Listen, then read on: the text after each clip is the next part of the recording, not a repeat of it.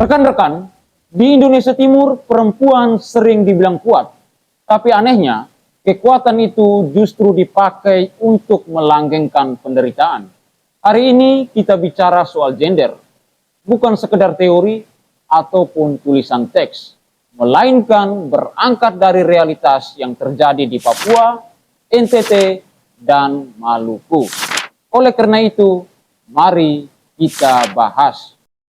Rekan-rekan mungkin pernah mendengar kalimat ini. Perempuan timur itu kuat. Kalimat ini terdengar seperti pujian, tapi seringkali jadi jebakan. Karena dianggap kuat, maka semua pekerjaan domestik dibebankan kepada perempuan. Kekerasan rumah tangga dianggap masalah pribadi, dan korban diminta untuk tetap tenang, tetap diam, demi adat dan nama baik. Ini bukan kekuatan, ini adalah ketidakadilan yang dinormalisasikan. Berikutnya adalah adat sering disalahkan.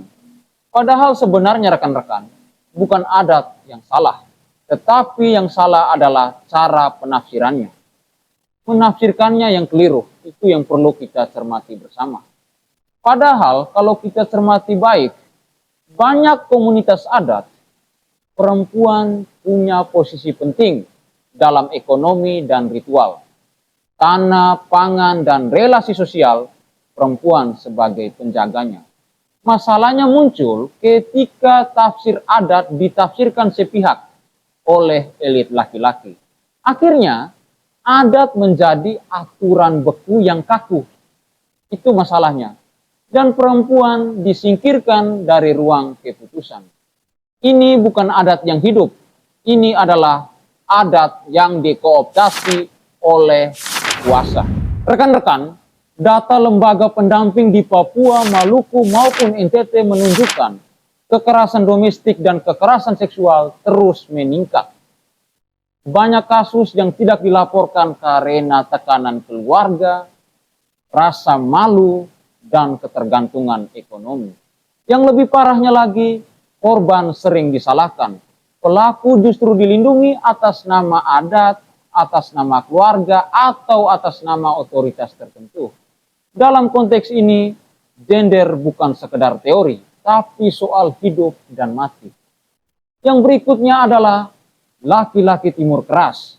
Itu juga miskonsepsi, gagal paham.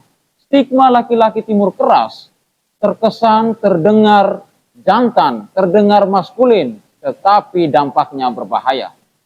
Anak laki-laki akan diajarkan tidak boleh menangis, tidak boleh lemah, dan harus dominan. Akhirnya, emosi dilempiaskan lewat kekerasan, alkohol jadi pelarian, dan kesehatan mental diabaikan. Ini bukan kejantanan, ini perlu ditekankan ya. Ini bukan kejantanan, ini adalah warisan luka yang tidak pernah disembuhkan. Rekan-rekan, kalau rekan-rekan amati berdasarkan realitas sosial, agama seringkali dipakai sebagai benteng terakhir pembenaran. Di banyak kasus, korban diminta bersabar, dipaksa untuk berdamai tanpa keadilan, dan diingatkan tentang ketaatan, bukan keselamatan. Padahal jelas-jelas dalam iman, kekerasan tidak pernah dibenarkan. Martabat manusia lebih tinggi daripada citra keluarga. Jika iman dipakai untuk membungkam korban, itu bukan iman. Itu merupakan bentuk pengkhianatan terhadap iman. Ini yang perlu kita cermati bersama. Rekan-rekan, gender di Indonesia Timur perlu diperhatikan. Artinya bukan berarti kita meniru Barat. Perempuan harus ada rasa aman di rumahnya sendiri. Laki-laki boleh rapuh tanpa dicap lemah, dan anak tumbuh tanpa ketakutan. Mengkritik gender adalah mengkritik soal ketimpangan kuasa, bukan menyerang iman atau budaya. Ini yang perlu ditekankan agar dipahami bersama. Budaya yang hidup adalah budaya yang selalu bisa dikritik. Yang mati adalah budaya yang dipakai untuk melindungi kekerasan.